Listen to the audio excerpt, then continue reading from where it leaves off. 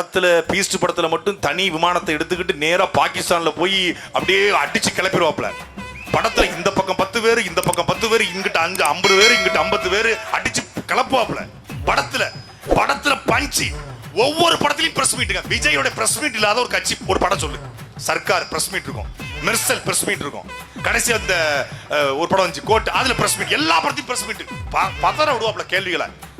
படத்துல பத்திரிகையாளர் சந்திப்பை நடத்துற தலைவன் ஏன் நிஜத்துல நடத்தல? ஏன்னா இங்க இல்ல, மண்டையில சரக்கு இல்ல.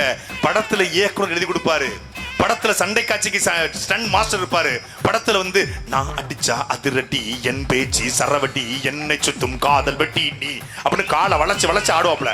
அப்படி ஆடும்போது அங்க டான்ஸ் மாஸ்டர் இருப்பாப்ல, ரைட் இருப்பாப்ல, பிளாக் ரைட் இருப்பாரு, இங்க குஷி தான் இருப்பாப்ல.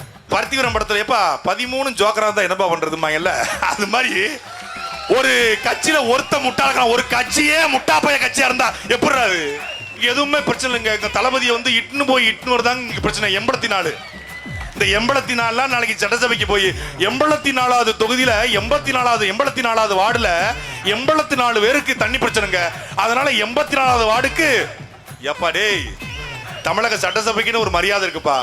காமராஜர் இருந்த சட்டசபைப்பா, அது கக்கன் இருந்த சட்டசபைப்பா, அது ஜீவானந்தமும் ஒரு முத்துராமலிங்க தேவர் இந்த சட்டசபைப்பா.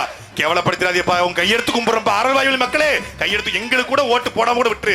ஆனா ஒரு கேடுகட்ட கேவலப்பட்ட இந்த கட்சிக்கு ஓட்டு போட்டு 7 ஜென்மத்துக்கும் அந்த பாவம் வந்து ஒண்ணு சேரும்.